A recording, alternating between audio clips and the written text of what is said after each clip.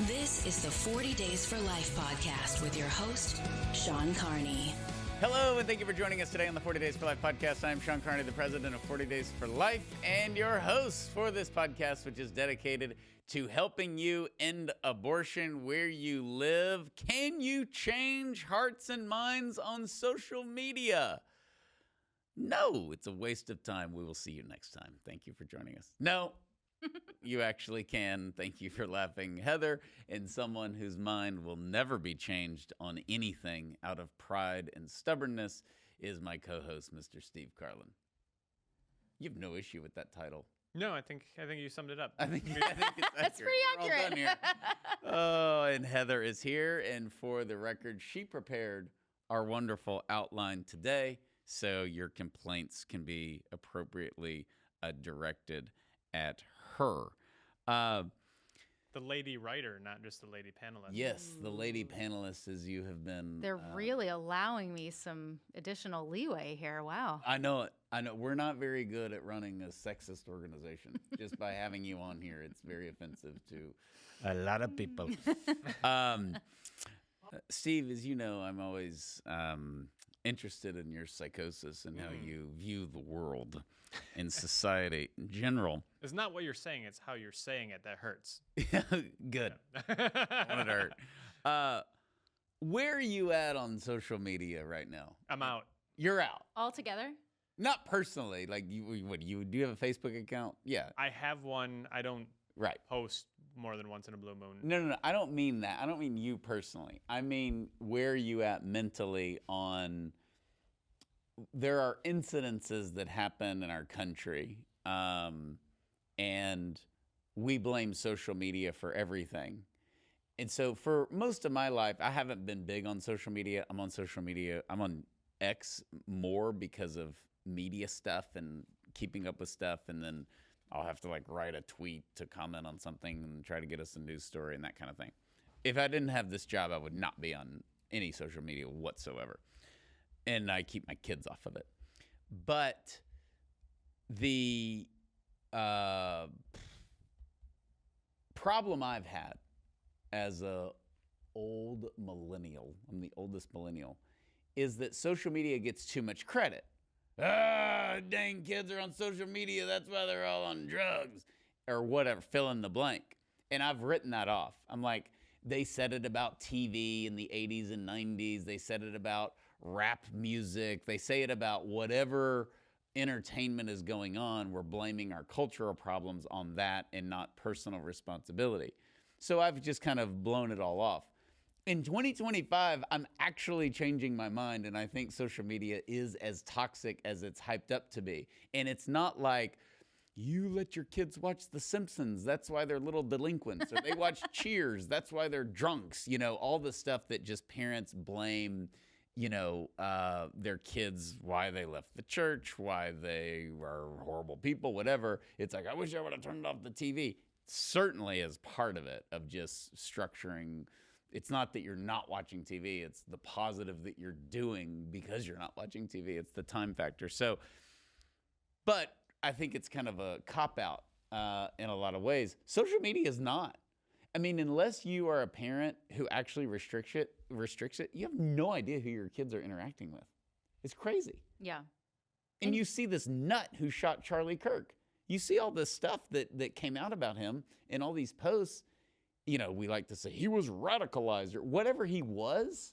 Mm-hmm. That's not normal and certainly didn't reflect overall, for what we know, his parents and how they live their lives. He was just on the freaking internet all the time. Well, you can look at, since we're talking about shooters and particularly mass shooters, there's always this, let's look at their backstory, let's look at their profile, and there's always a report about their online activity, right? But then it's like, well, how do you explain the UT Tower shooter? That was before the internet, that was before social media. So, but I think that doesn't mean that social media does not greatly affect the views and you're consuming content that is consciously or subconsciously fueling these ideas in your mind. And if you're not already know thyself is one of the great things about Christianity and self-reflection.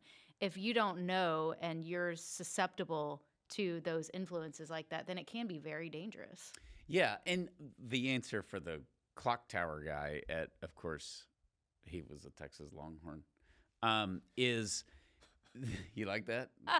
No comment. No offense to our Longhorn listeners. Who's gone up to Aggies campus and shot it up? Nobody. So the whole thing is you're always going to have violence. Yes. Okay, but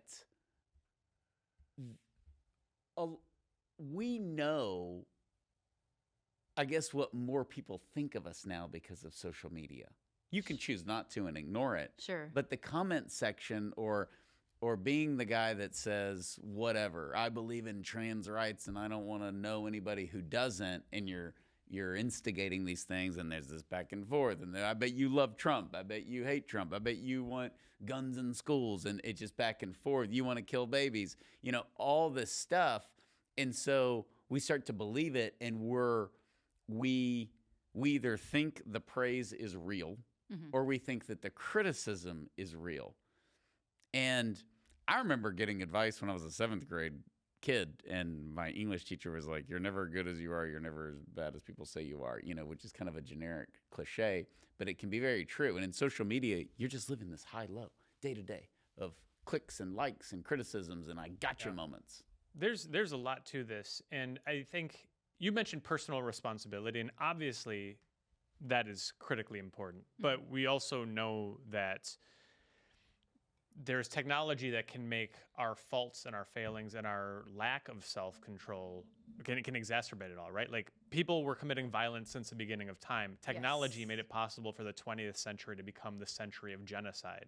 And I think that social media has an amplification effect where it is siloing people off. It's using the algorithm to know what sort of thing you're looking for, and then it's giving you more and more, and like freebase cocaine at a certain point. Here's an example. Is I was on Twitter and I was reading some interesting stuff about the abortion rate in the Black community. And so the algorithm recognizes this and starts feeding me information about just sort of the state of the Black family being in crisis. These are all things that we know. They're controversial in certain circumstances, but I don't think you can deny the reality of it.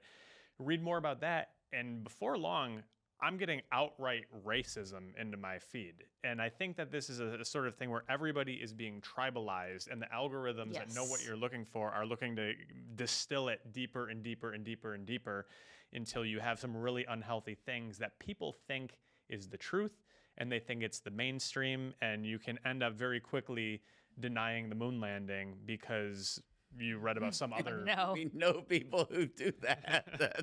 That's supposed to be a joke, but people do that.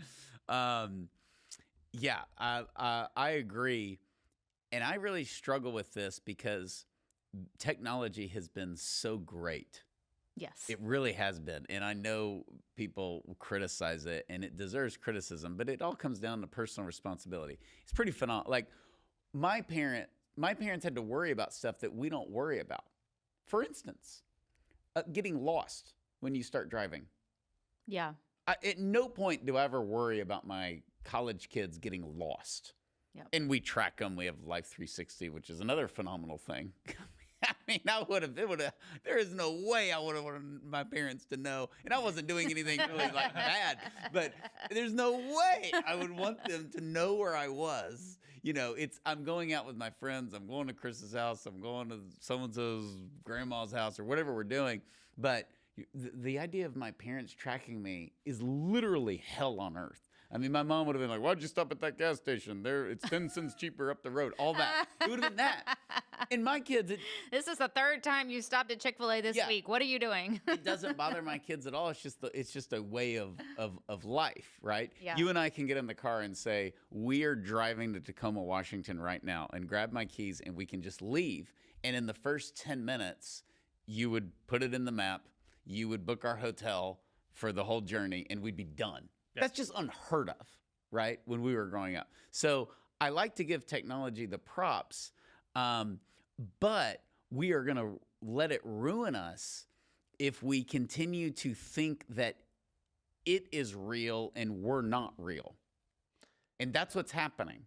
is the lack of self-identity and the knowledge of self, that this thing on the internet is real, my comments, what people say about me, this is reality. Or this person really lives like this all the time. They're holding a chihuahua, eating cheesecake, they're happy, they're skinny, I'm fat, I'm depressed, and that's the way it is, and they think that's reality, and it's not. It's probably somebody else's chihuahua, and they don't eat cheesecake. Or it's just the highlight reels, and you think that that's the entire life. It's the parents who take their kid to the beach and do their 10-minute photo shoot about how here's our day at the beach, and then they pack up after 10 minutes. 'Cause they've got their Instagram reel. There's a section in Miami. I just found out about this, and they have they'll have like a Ferrari or different cars out there, and people go up and you pay, and you take your photo with the car, like as if it was yours or you rented it. And these influencers will do this. Isn't that insane? Wow. Yeah. Like they go up and they pay like $500 or something for a photo, and you get on the Ferrari like, check out my ride today in Miami Beach. And then they go and they get in a Nissan Sentra Uber and go back to their Fairfield Inn. It's just kind of. But that's strictly for the likes, because obviously if you're trying to meet real people in real life, they're going to find out quickly you don't own a Ferrari. Nobody meets real people in real life. No. Which was the problem when I did it, because everybody's like, no, you drive a 2015 Tundra. So it didn't work the same. Yeah. But Sean doesn't have a yellow Lamborghini, But it is one of those, that's demented behavior. It is. I think I just came to a conclusion while following politics and nothing on social media is real. This is a story that just destroyed Nancy Pelosi. Like, no, it didn't. Nobody Shocking news about fill in the blank and the dating scene on the movie set of whatever, and they're like, yeah, we kind of liked each other, nothing happened. It's just all these headlines are so, they just lack any kind of substance behind them. Okay, so let's go. So with that said, 40 Days for Life is very weak on social media when you compare us to other pro-life groups, because our mission is focused on the sidewalk in front of abortion facilities. That's what we do. We have media, but we're not a media company. We're not a personality-driven organization. We are doing things in the culture physically. Like, we're not a personality-driven organization, contrary to how excellent our personalities come across on this podcast. Unbelievable We personalities. You're not going to get a better Yeah. podcast than this. You're not going to get it. Whose personality is better? Nobody's. It's not even close. So, yeah, with the unbelievable humor and charm that we bring Good looks. to our good looks, the ways in which we spoil our viewers and listeners. Fashion. That's just you. When I think of the word fashion, your face comes into my brain. I mean, that's just you are textbook fashion. One time I had a shirt and I was like, Laura, does this shirt look too feminine? And she said, oh, no, don't worry. You don't care enough about your appearance for anybody to mistake you as a homosexual. That's what she said to me. Which actually had to make you feel good. I appreciate that, Clark. It's not like see Steve's belt buckle? He's got a little fluffy here. Lighten the loafers, lighten the as loafers. I hear it said. Speaking of, sometimes. did you recently tell me, or did I dream that your boots are broken? Did you tell me that they fell apart? The insides are all, they're breaking down. Oh no! Does that not happen? Like the structure? Did I do something wrong? No, you wore them a lot. I mean, they're the best purchase of my life. You Whoa. got basically average work boots from Academy. Did you find those on social media or No. in real life? No. What happened was we did the symposium, and from time to time I do my symposium get up, particularly when it's in Texas. Yes. And we haven't shown off the awesome mustache that I grew for this year's. We should probably show that off. It looks, that's fashion. right. Nobody's seen fashion like that mustache. Well, right. there's And the mutton chops. on that note, fashion can easily intersect or cross over into disturbing. And the mustache, I would say, is probably more on the disturbing, it provoked thoughts I didn't want. But you know what? When you know what I see in our future, I see a social media post with Steve's mustache saying the mustache that destroyed the abortion argument. The mustache, the abortion doctor's fear. I mean, what does that mean? That's the weirdest. Let's yeah, get that on the sidewalks. absolutely. I need new boots though. I do need new boots. Oh and my those things are God. sweet. Well, and I and you got need to them get a- because you were like, you've got your cowboy hat, you've got your mustache, you've got everything going on, and I was wearing some dress shoes. You're like, this is not okay, and you Oh, took yeah. me right away to Academy. We went to Academy, but we need to go to Cavendish. You need to get like 2 or 3 pairs of boots and you Yes. rotate them, and you need to get the kind that'll last forever, and then you're kind of done. Plus, you're sticking it Yeah. to all your Yankee neighbors in Wisconsin because you're wearing cowboy boots, and they're against that because they're Northerners. And if they last forever, these lasted me forever. It's a very easy excuse. I told my wife they paid for themselves, and it was actually true. Yeah. Yeah, they paid for About that. themselves. Fashion. What are we talking about on this podcast? He's gonna start saying things like that dog won't hunt. Yeah. Like, okay, now you're taking. I it wore the too far. cowboy boots through France. Oh, Nice. wow. I love wearing boots in Europe. When we had our training in Germany, we went into this cool restaurant that was like Wisconsin. It was like schnitzel and sausage and cheese, and we had lunch. And these old Germans were pointing at me, and they kept going, "Cowboy, cowboy, cowboy." It was really, really. They thought you were Clint Eastwood. They thought I told them I was actually Yeah. Clint Eastwood. They, Off scooped. they believed it, and then I said, "Who won the war? Don't talk to me. Who won the war?" Back to back. Oh my Back God. to yes, it got deep. Okay, so effective arguments on social media. Here we go. Simple moral logic. This is fun. I've done a lot of versions of this. It's wrong to kill innocent humans. Yes. That always gets people roused up. And the reason we need abortion is because we don't want the baby. And so abortion kills the baby not because we're mean and we use provocative language, but because we need it to kill the baby in order to solve the problem. Because the problem is the baby is alive.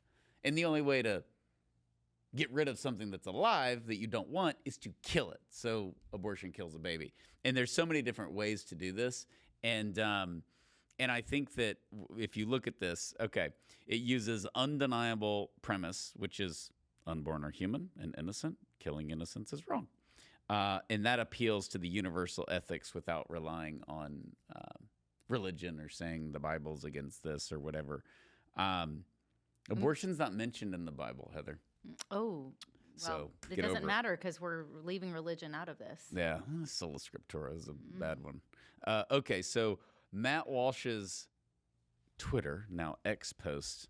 This Can is we just say that the rebrand? Like, am impressed with Elon Musk in every fashion, but rebranding Twitter to X is the dumbest rebranding there's ever been. yeah. So the logo's awesome, but nobody calls it X. Yeah. And what happens is the real reporters, like you'll have like CNN or Fox News, they'll say, whatever, so and so posted on X, formerly Twitter. Yeah. I'm not hearing that. I don't as know why I much changed the name. anymore because of the bad taste in your mouth that he saw a lot of people were getting with Twitter. But I know, but it's just hard to do that. it is really hard, and it was the largest social media. Anyways, that's a whole other story. But I have heard that I have noticed that more and more people are saying X now than they used to. But there's no verb for tweet anymore. But that's as I say. But people still say tweeted. They tweeted. But some people will say posted on X, which is not as whatever. I'll be 85 and I'll be saying Twitter. Yeah. It's not going to get out. Okay. Yeah, and you'll really show your age. There you go. The kids these days are saying X. It drives me mad. Okay. As Mary Lisa said, you are dying to be an old man. I'm like, who You're is it? dying to be an old man. Jacket with the patches. I'm going to be full blown. Don't you mean you're living to be an old man? Smoking a pipe. It's going to be glorious. Yes. Stay off the internet. Okay. The entire pro-life, this is Matt Walsh's tweet. The pro-life argument is simply this. It is always wrong to intentionally kill innocent human children. That's it. So he got 9,400 likes, 1,200 retweets. Just in days, not in like days. total. Right. Which is a lot for him, by the way, we should just say. And similar posts see 20 to 30% higher engagement than complex debates. Okay. And I think that's our ADD culture too. It's not even a generational thing. Like I think I can see people of all generations. Maybe it's worse in the younger generations, but people of all generations just do not want to read a book online, a book of a post. Like they would rather read something short and sweet, maybe a short 4-lined paragraph, and that's it. That's the problem. That's the other problem I think Elon did, is changing the name, and then now you can post a book. And who reads all that? Yeah. I mean, the good thing about Twitter is that it's short, so you're guaranteed just to go in and get the gist of it. And now you can have 9 tweets, like a thread, or they do the finger down, like read all of this. And I'm like, I'm not going through like what you have to say. Write an article and post it, right? But that's just the way it is. I'm totally out on all this, and my Twitter account's pathetic as far as followers. So what do I know? Personal testimonies and conversion stories are very, very powerful. And this is where there is a healthy sentimentality on social media. Yes. I mean, sometimes you just get the puppy helping the baby get the toy, or, you know, those kind of nice fluffy things that are just, the old lady is, you know, fell and the UPS worker runs over and picks her up. Like, there is that positive stuff that is just kind of lifts your day. Absolutely. In the midst of all of the Donald Trump is a liar and a warmonger or whatever else you hear in the negative. But personal testimony, it builds empathy and counters pro-life equals judgmental stereotypes by showcasing real-life transformation, converts by modeling vulnerability. And I think that that's particularly true women who have had an abortion, abortion clinic workers. You know, Abby's very good on Twitter. Yeah. I think. Yeah. Her like last 5 years. I don't know what she posted before then, so don't email. But it's very basic. It's very straightforward. I think it's very clear.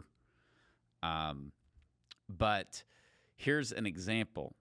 House Speaker Mike Johnson, his tweet: "I was the product of an unplanned teen pregnancy. Eternally grateful my parents ignored those telling them to, quote, take care of that problem."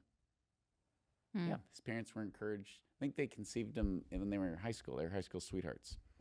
And that, you know, if we look at the abortion advocates, for so long, they've been able to win over so many people, not by logic and not by actually talking about the problem of what abortion is, or what it actually is, but by using emotion and using stories, like really hard stories of women who had to get an abortion because these really horrible things they were about. When I don't like bringing this up, but when Wendy Davis made her big old, 13-hour whatever stand at the Capitol in Texas all those years ago, she had a binder that she was like, that's what she did, was she was just reading these personal testimonies of these women who would have died without getting an abortion, or their lives would have been wrecked and abortion saved their lives. And these are all appealing to emotion. And I think that's what I love about this. And I love that public discourse and these different sources on the internet are even showing data that when the pro-life argument online uses both simple moral logic and empathy, personal testimonies, these are the most likely things that can win people over online. This is interesting. This tweet that said, "Pro-life changed my mind," and pro-life changed my mind. Human life is valuable. Mm-hmm. Innocent human life is valuable. It's basically not just a religious belief. Yeah. Yeah. And somebody converted to basically being a Christian after listening to these. And that's what is drawing a lot of people are turning to Christianity now, from atheism or maybe some other religion, because of the logic and reason of people of faith. So you're not just... You're also aware that they converted.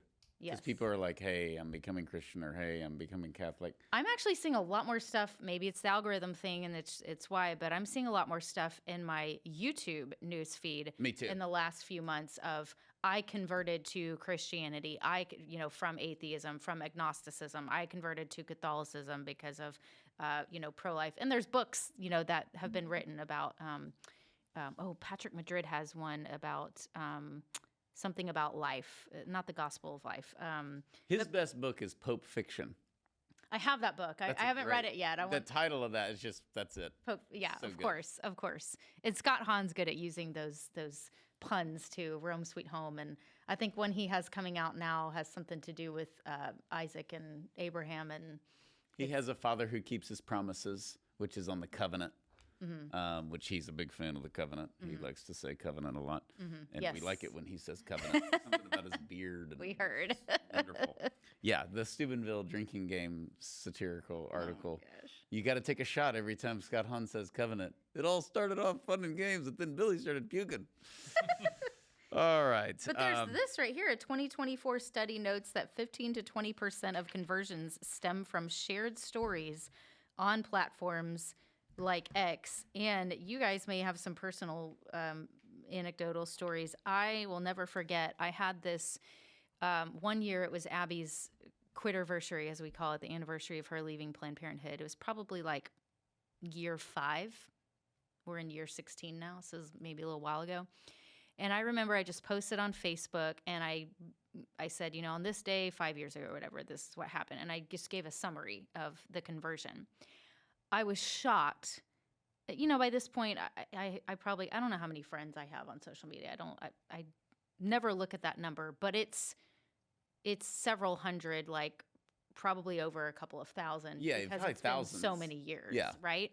And at that time, it was probably, over 1,000. And I remember I got a private message from this person who I actually knew her through a girl I grew up with, who is still a good friend of mine today. But we went to junior high and high school together. It was her sister-in-law, and her sister-in-law private messaged me and said, "I have always considered myself pro-choice, but after reading this post, I can no longer say that. Wow. You have converted me. I never thought of it this way." Wow. And I was like, what? And I Wow. didn't even really know where she stood on it, right? And that's the thing. That's the thing with social media. Like, you have to be careful. If you do not want something out there, you have to be careful with what you post. Yeah. And keep in mind that unless you've gone through and like categorized all of your followers and friends of, different levels, everybody's going to see the most personal things that you post. I mean, they have the potential to see it. So I was just like, thank you, Jesus. Thank you that you use that online to reach her. We never had a personal conversation about it. I'd prefer to have personal conversations with people, but that's the beauty in what Pope John Paul II talked about, is using the media for good to share the gospel. And even, that's why we have, what is it called? Pauline Media or whatever. St. Paul was big on using, obviously there wasn't the internet in biblical times, but using whatever we could that was available to us to spread the message. Yeah. And it's great that they shared it too, that they changed their mind. Exactly. I've never had that on social media. That would be Really? remarkable. I've had it in person. You give speeches at banquets or some event, and the lady will come up and be like, "I was pro-choice. You got me. It was good. I'm out. I'm pro-life now." Yeah. I've had that a lot with What to Say When. That this book, I didn't know. Mainly, I was still kind of for abortion in cases of rape. Mm-hmm. Probably because they're insecure Sure. about defending it. Like, you hate rape victims. Okay, how do I get out of this conversation? Yes. So I've gotten a lot of feedback on that, but it's always been in person, which I do appreciate. It just shows, though, people can change their minds. Look at Unplanned. The Unplanned movie screening, a pro-abortion journalist said that she could no longer call herself pro-choice. So do you remember when you did the online showing of Unplanned with Abby? Oh, yeah, Y'all that were was both, fun. Yeah, sitting was like- in your home offices or whatever because doing that. that was like 90,000 views. So do you remember getting any feedback about that? Oh, yeah. I can't imagine that all Yeah. of those views were 40 Days for Life people. Oh gosh, no, that was a huge deal. We did it during COVID, during the lockdowns. Yes. Because we were already, and I remember thinking, should we have made jokes about that? But we were kind of mocking the lockdowns. Yeah, that's But it was right. early in the lockdowns That's when it right. was like, Are we gonna get people shut are down? dying every day, and y'all are kidding around about this. But looking back, I'm like, I'm so glad we had the gut instinct, to make fun of it. So, yes, we had a lot, and a lot of those are in the comments. I haven't pulled that up in years because that was 2020. But I remember that was my idea, and I reached out to her like, hey, we've never done this. Like, let's go through the scenes of Unplanned and talk about what happened in real life, show the accuracy of the movie, and then show things that were different and go through it, a watch party. And I think it was just scenes. We didn't actually show the whole movie. Okay. But it was a lot of fun. We had a lot of fun doing it. Yeah. And then there were a couple thousand people on, and we sent it out, and just a couple days later, it was up to 50,000 people, which is a lot for a 40 Days for Life video. Besides this podcast, obviously, there's millions of people watching it. But yeah, it was like 90 or 100,000 people when it was all said and done. And those comments were a ton of, because the pro aborts get on stuff whenever Abby does it. They get on our stuff too. Sure. My favorite pro-choice comment was a webcast that we did early on. It was me and you and maybe Robert. It was just a webcast, and we did the thing where we would like to welcome all the people who disagree with us on the webcast. And 10 minutes in, we're like sharing these dramatic, life-changing stories of these babies saved, and the lady posts, I can't believe I'm watching this sober. Oh my gosh. It was like really, really, really funny. We can't believe we're doing it sober. We can't believe we're doing it. Yeah, it was really, really funny. So, So forgetting about MySpace, we'll say that the first real social media platform was Facebook, right? And yes, you were like MySpace doesn't super, count. you were like in college or graduated super gung-ho about Facebook and just sharing all of your beliefs, not realizing how crazy social media is. Me personally? Yeah, I'm just When did you join painting a picture. Facebook? I'm actually interested in that. Probably 2009. And Okay. I was on it all the time. I was going to change the world with my Facebook posts. And how many? And instead, it changed you. Yeah. I got myself in trouble with criticism of Brett Favre. That's what. Oh. You love the babies, but you don't love Brett Favre, as your grandma said. Oh. The, I was actually a pro-lifer. it was a pro-lifer. Yeah, my grandma was also very angry with me about So, Brett Favre. but- I joined. I didn't know what Facebook was, and I was running the Coalition for Life, and y'all had Facebook, and I'm like, this is stupid. It won't last. It's just like totally old man, even though I was 26 years old. So I joined in January of 2013 because David and I were releasing the 40 Days for Life book. Okay. And at the time, the publisher said, you need to have a Facebook account, you need to have a Twitter account. So I joined and wasn't good at it, not good at it today. Post our media interviews, post Save Babies, post some stuff. Yeah. If I feel like maybe going on a little Vatican rant, I'll throw that out there sometime. That gets a lot of reaction. And so yeah, that's it. But I've never been, from the beginning though, we did not want 40 Days for Life to be built on social media. Yeah. It's a very risky thing. It can be very advantageous, but we, having our own internal network of leaders and volunteers in the store and our own publications and our own media and all that was very, very important. And I think people like seeing more local yeah, posts too. So what's great is while, like you said, 40 Days for Life on social media platforms isn't super big and up with all the latest trends of what's going on just for the sake of it or whatever, I see a lot of local leaders that have their own local pages, which we want them to. yeah.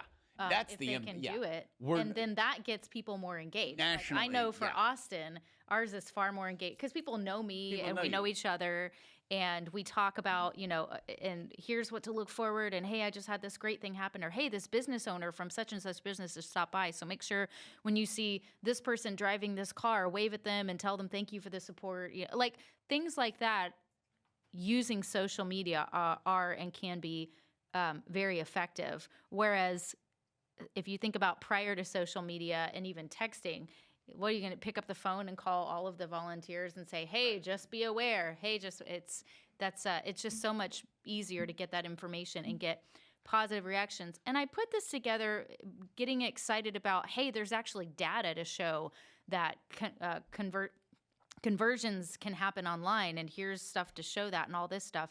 But it makes me think like this is only scratching the surface, because most of us do not post afterwards that we've changed our mind on something. Right.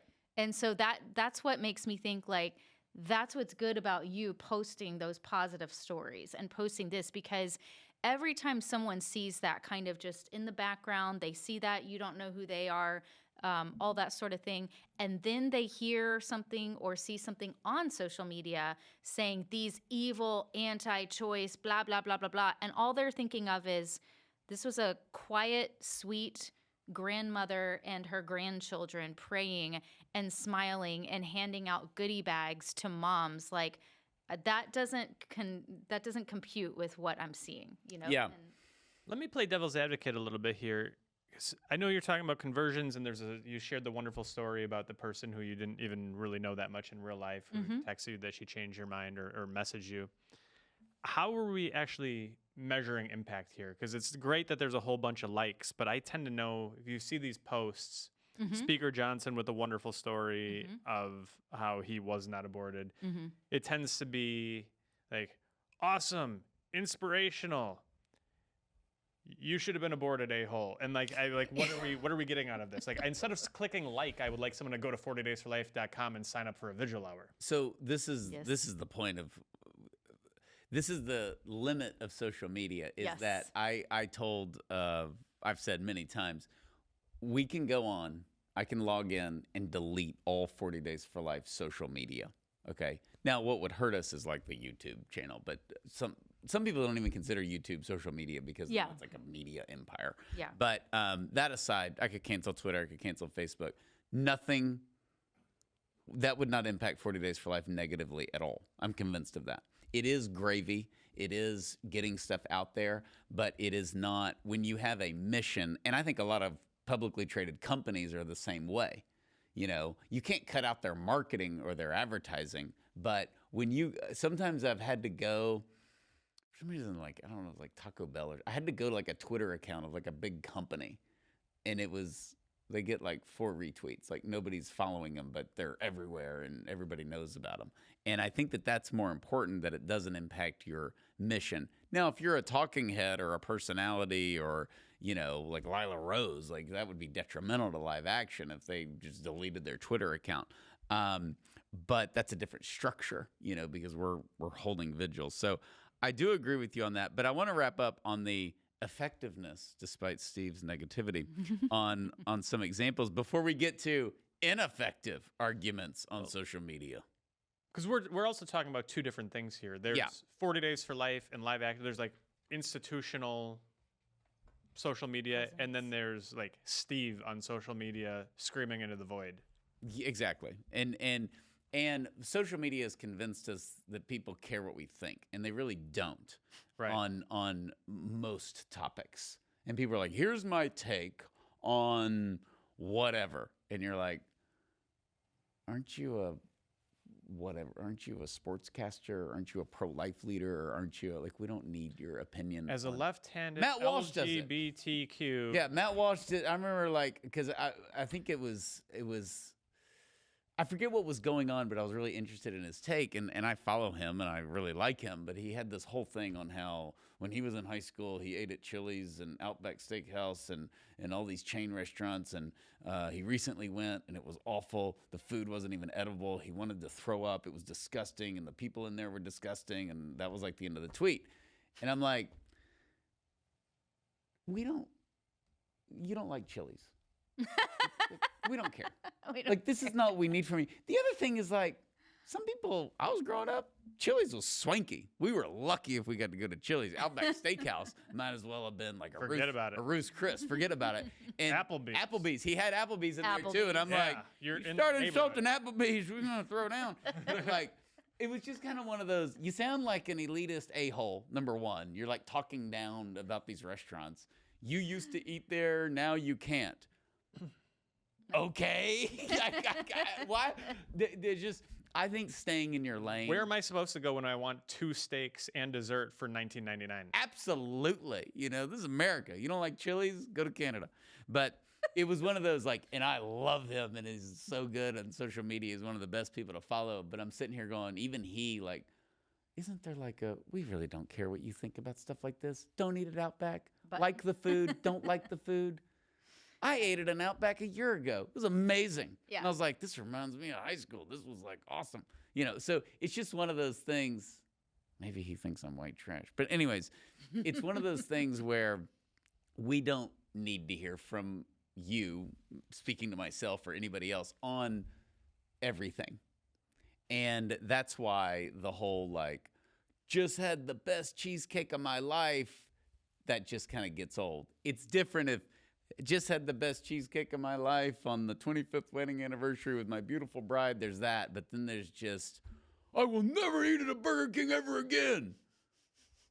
Okay. Join me. Yeah.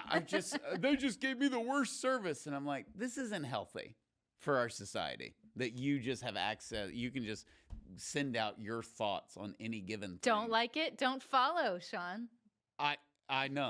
But nobody does. Here's like most tweets go unread. Oh, 100%. Nobody's reading about this. And then it's funny because there's some people that they're like, give me your feedback on this. And they have never gotten feedback on any tweet ever. And they keep asking for it. And nobody's doing it. I'm like, isn't this embarrassing? Isn't this where you like quit doing this? Yeah. Your 5 best thoughts for today. List them. Nobody does it. And then they send out the same thing like a week later.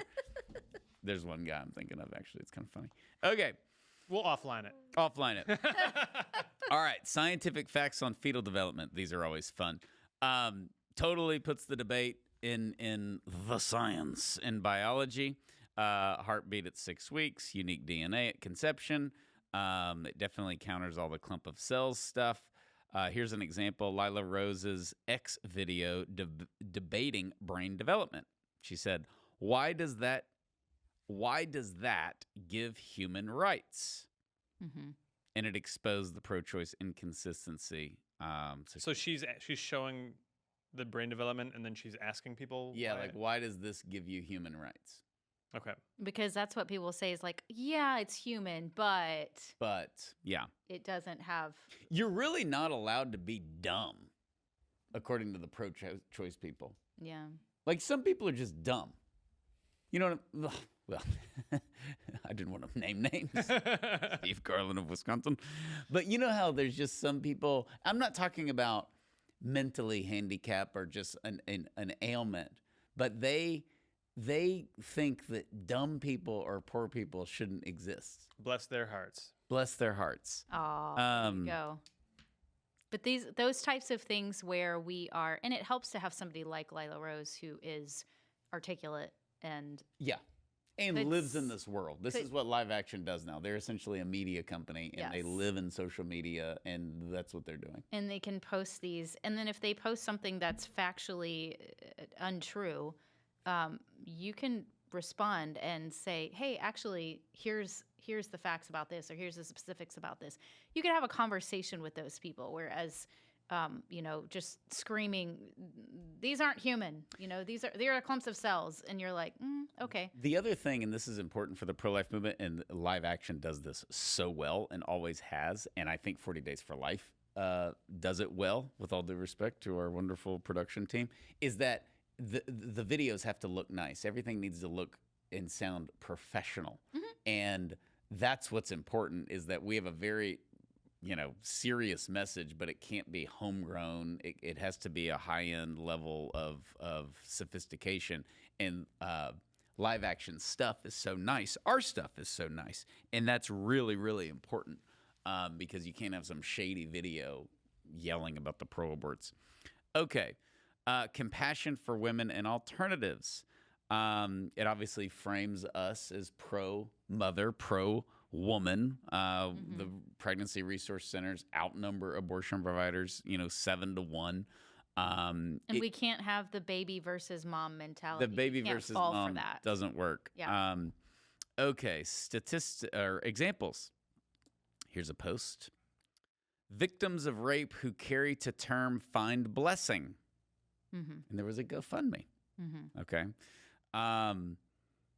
So I believe this was from Public Discourse, that it shows that that particular post saw 3 times more positive replies than punitive ones, comparing to other stats who are not compassionate towards the women and showing compassion towards both the women and the children. There's so many positive examples, actually, of women who have given birth after a traumatic rape experience and have said what a positive thing it was. There's also the testimonials of women who've had an abortion after a rape and it didn't wipe the abortion away. Mm-hmm.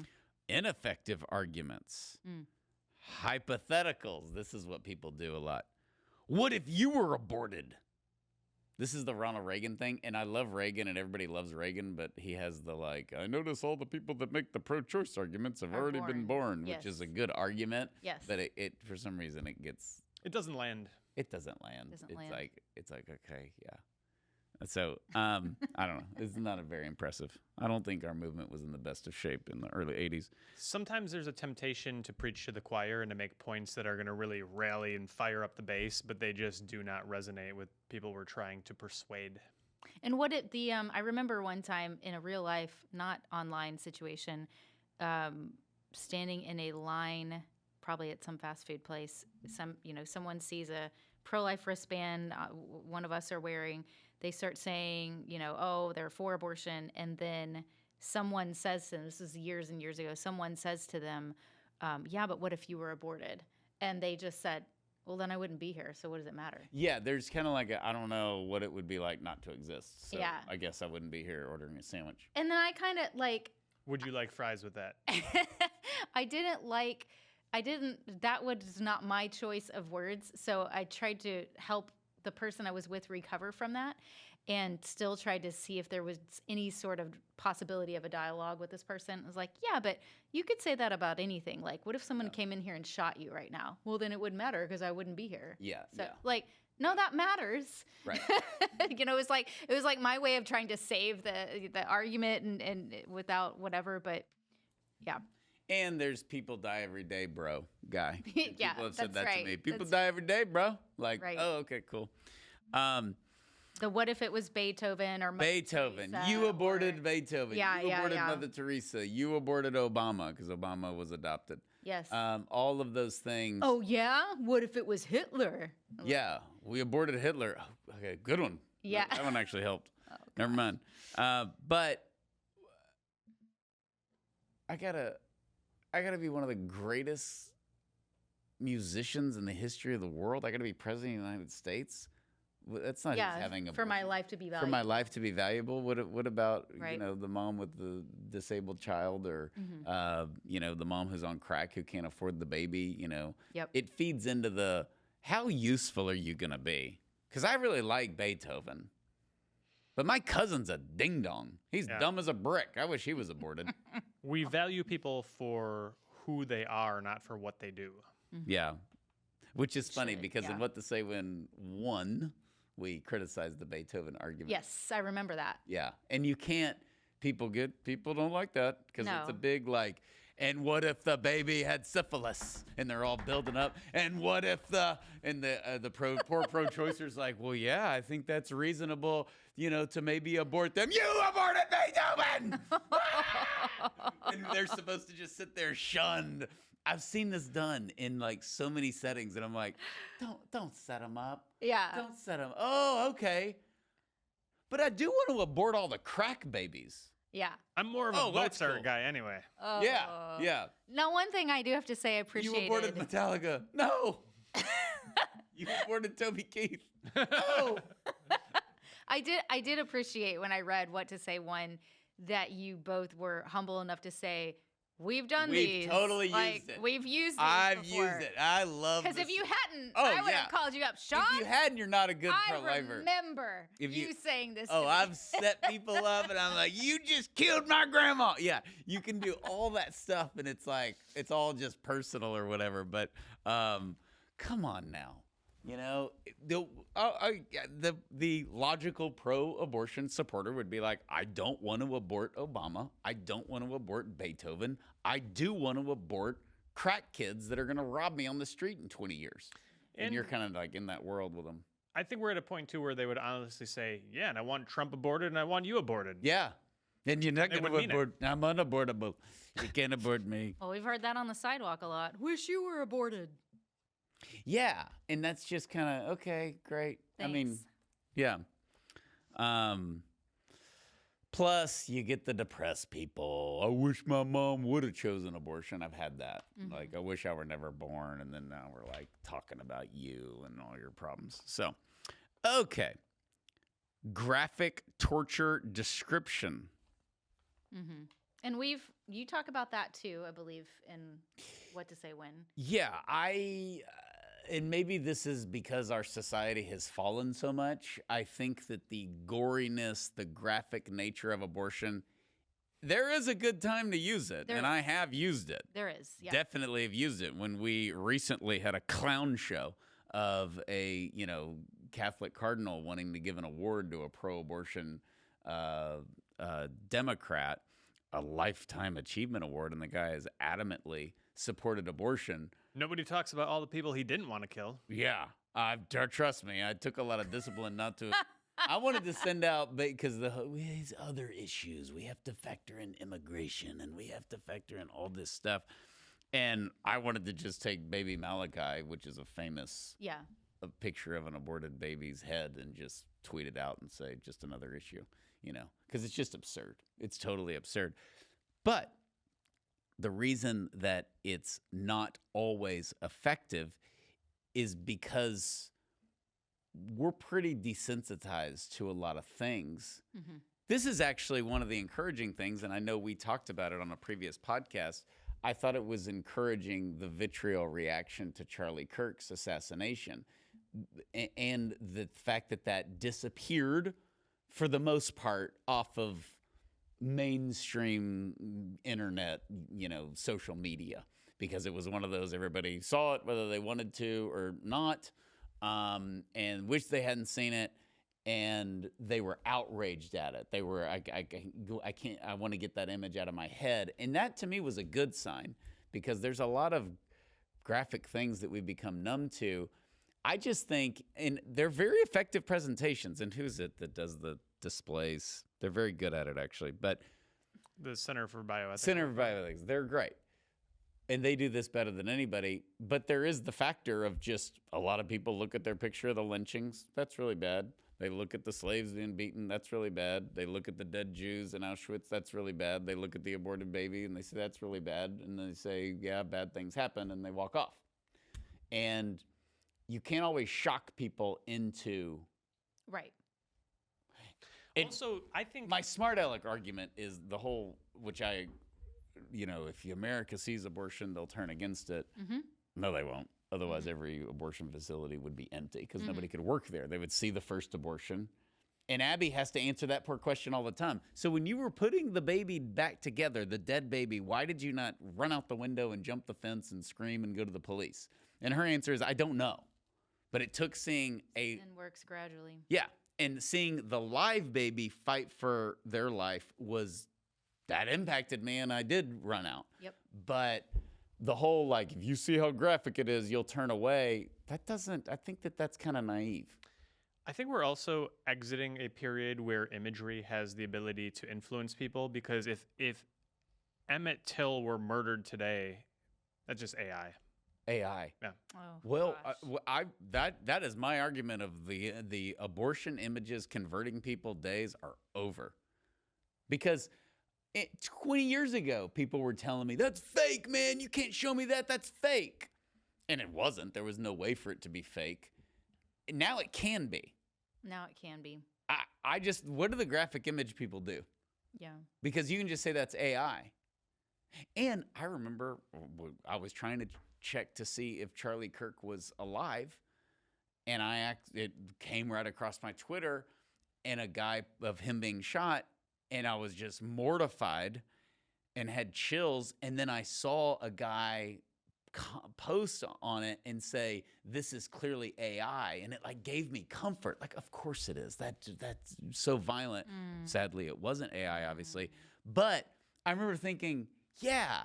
So if I don't want to believe something, we can just say AI, and that's definitely going to happen when it comes to the aborted babies. So, okay, the other thing is purely religious imposition. No, this is interesting. We take this effect on the sidewalk as well. Mm-hmm. And this is not to say, unlike some people mistaken this argument, this is not to say that we should not use religion ever at all to, Right. like, obviously we're all sitting here and we believe what we believe about this issue because of our faith first and foremost. But it's certainly logic and reason help that as well. And when we take the approach of, especially when there's all kinds of non-believers and semi-believers and all that sort of stuff out there, like this says that 40% of change my mind stories start with secular logic before faith. That's not saying, well, we're pushing Jesus aside. That's actually putting Jesus at the forefront because he tells us in the gospel to meet people where they are. And you can't just come from a religious perspective from some people because they're not there. You haven't convinced them yet about that religion. So now that's putting up a barrier. Whereas if you're meeting them where they are and appealing with logic and reason, you can get them to the point where they see why this is also a religious issue and why it's important. Why it's both. It's not either or. It's not either or. I used to think it worked 1 out of 100 times. Now I think it works 1 out of 50. Mm-hmm.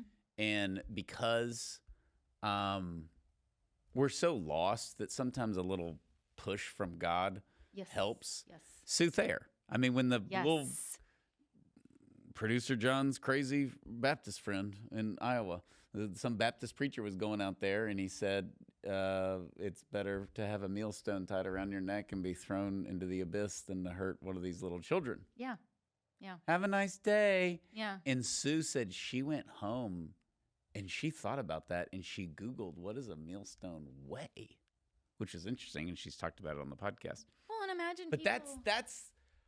that crushes what we're saying. And that's what I'm saying. It's 1 out of 50 times. Sue Thayer, as a Planned Parenthood director, should have been like, you're a nut. You talking about me going to hell. Look at you. And that's how it usually goes. and that, again, that's not what we're not saying that it's always and everywhere should be only faith and logic that you start with. Like this is why practice makes better and getting to know people helps you more. But you can also say, because we've heard stories before where somebody changed their mind because someone reminded them, hey, Exodus 20:13 says, thou shalt not kill. And like Abby, not connecting the baby body parts with a human being that has dignity. Some people don't connect the thou shalt not kill with abortion. And then all of a sudden they realize, like, wait a minute, like I take that seriously. And here I am supporting something that kills an innocent human being, or God loves you. And nobody's told them that. And they're like, oh, wow, he doesn't want this for me, Religion is also what keeps the pro-life movement peaceful. Yes, I agree with that. Yeah. So, I mean, that's why because we're here to do this in a Christ-like fashion, For sure. which means we have hope for the workers converting. We have hope for the women turning around. We have hope for the women finding healing. We don't tell them that they're going to burn in hell. And we don't bomb the abortion clinic midnight before they do abortions the following morning. Yeah. We don't use violence. And religion, that's as much as people knock it and mock it, religion is what keeps us peaceful. Us, like as a society in general. It's what John Adams said, this Constitution was made for religious people, any other kind, and it's sure to fail. And we see where it fails as we get away from religion. So the only thing more dangerous than organized religion. Everybody hates organized religion. You should try unorganized religion. That's right. See how far that gets you. Or no religion. Oh, man. Okay. I just like it because producer John gets nervous when I say organized religion. Fall in line, boy. Say your prayers. You're going to go to hell. Okay. Some key takeaways. Use conversational formats like debate clips. Lila Rose does a great job at that. We talked about Mike Johnson's, way to humanize his own life. Substantiation, balance with pro-choice rebuttals for credibility. Let me throw one in here too. Agree with the pro-aborts and take their argument further. And that's what we've done with, you only care about born children. You don't care about born children.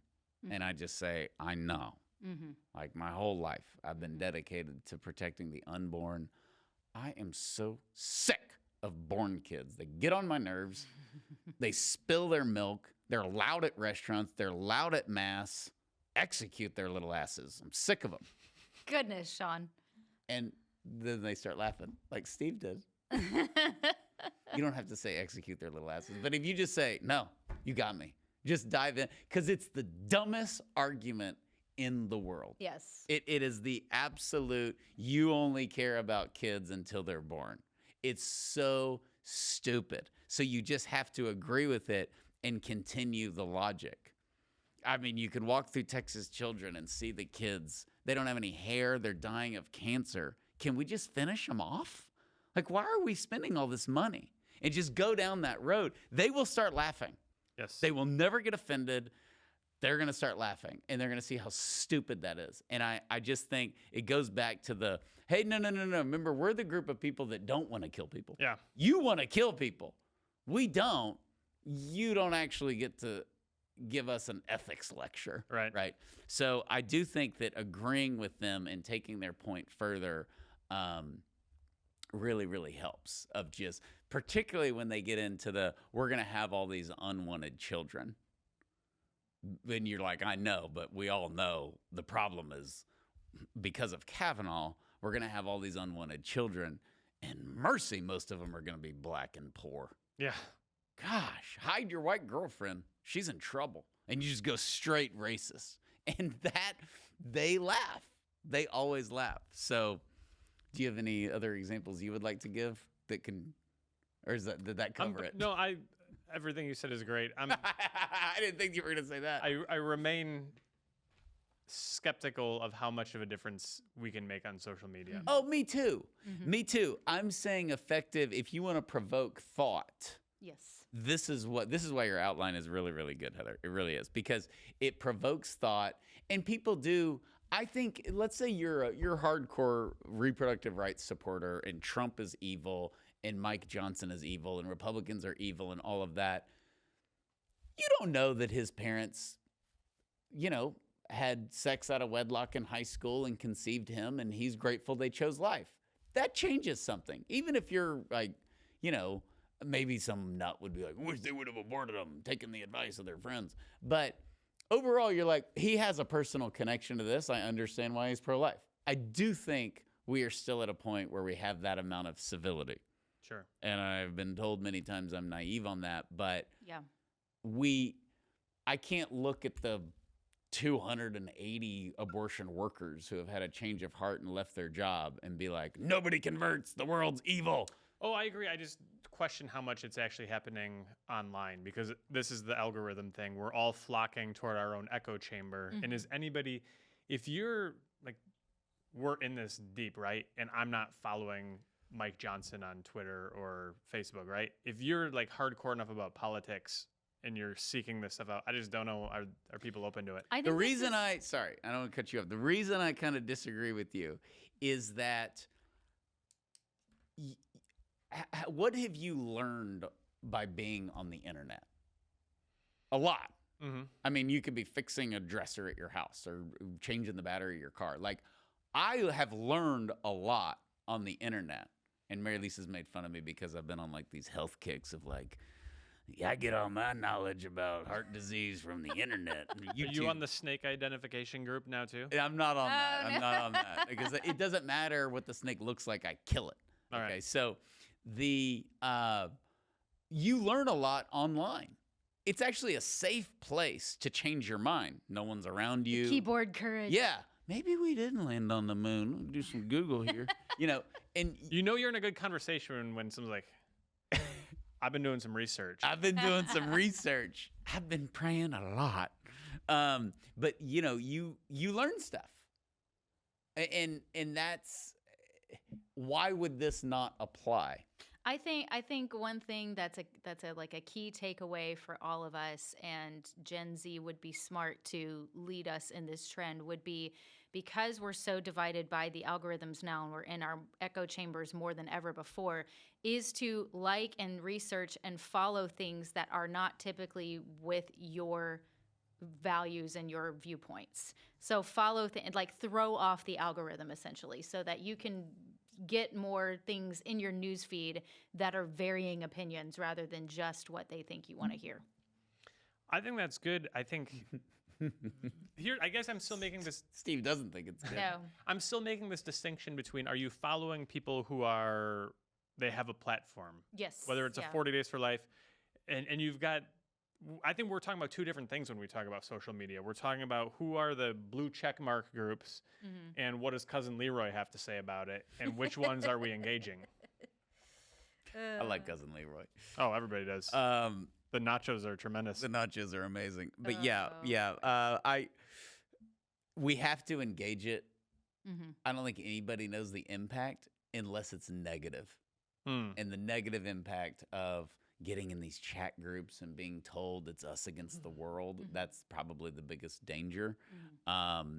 And also convincing ourselves that we have the truth and everybody else is a sucker. There's a lot of that. Yeah, real Gnosticism. And, Oh, and 100%. the time sink, because we're covering all of this, and there is a second question of how much time are we putting toward it, and is it the best stewardship of the time Yeah. the Lord has given us? There's only, you Good talk about point. TV, there's only so many episodes of The Simpsons. There is an unlimited amount of internet content. It also leads back to a culture of skepticism. And just, I mean, how many times have you heard, oh, yeah, just listen to your doctor. Yeah, see how far that gets you. Yeah. Stuff like that. And you're like, I think overall in society, we should listen to doctors. Are there some bad doctors? Yes. If the cop tells you to stand over there and not there, you should probably do it. Are some cops bad? Yes. But you should listen to cops. You should listen to doctors. You should listen to good legal advice. You should listen to your accountant. And you're just a sucker, man. You're part of the system. Yep, I am. The human system. There's now a contrarianism that's running through people where you're just going to go to a contrarian position. Yeah. And then enough people do, and it's not enough. You have to go to a new thing. So I don't think I talked about this on the podcast before. I was at a party, and I Can't wait to hear quickly this. wound up in a conversation that I realized I did not want to be in. I just made some comment like, yeah, it's crazy. It seems like a lot of people are getting sick lately. It was Oh, no. And the guy's like, yeah. So this is like a group. You know the carnivore diet? Like everyone's eating all meat. Yes. Yeah. Sure, fair enough. I have no beef with it. My doctor. No did pun a lot. intended. Yep. So the carnivore diet became popular enough where now this guy had to take it to the next level. He's like, you know what? We're just getting rid of all sugar and we're eating nothing but meat. And I thought about it. What were Adam and Eve eating in the garden? They were eating fruit. Fruit's energy source is sugar. So I decided I'm just going to he's like, yesterday, I'm doing some experimentation on myself. I had You're listening to this. What are you eating at this party? Are you brats. like okay? Yeah. But are you currently eating? Are you like, yeah, tell me more? And you're like, where's the guacamole? I was definitely not saying tell me more. Okay. He explained to me how, so Friday I decided I'd do an experiment and I had 2 cookies and 9 7-Ups. Because I think that sugar is really like what God created us to consume. And he said, I felt really good. It's going to require some more research. after being on the carnivore diet, which is like 0 carb and Yes. all meat, and awesome, by the way. I love the. I hope love this eating guy all and his meat. friends don't listen to this episode. No, I hope they don't either. But then they'll be like, "Oh my gosh, meat is bad." You know, Time Magazine had to do an article. Butter is back, and it's like butter was great. Then all our grandparents are eating it. Butter's evil. Now butter's great again. Yeah. That is the problem. That's why, to be a Christian, you know objective truth. And separating subjective truth, which is 7-Up is great, 7-Up is evil, from objective truth, which is ribs are great. If you're going to the all soda is diet, real. why don't you have Grape Crush? All right, let's wrap this. I only eat processed sodas. It's my new system. Okay. Please share this on your social media. This podcast, how many people will it convert by the listener or the viewer putting it on their social media? We're going to find out. I can't wait to see. Please send us your conversion stories if it's happened on social media, or your kind of little quips that you've tweeted out or posted on Facebook that got a little reaction. Put those on the YouTube channel, and we will, other people can copy and paste them and rip your stuff off. So please rate, review, and share this podcast, and we will see you next time. God bless you.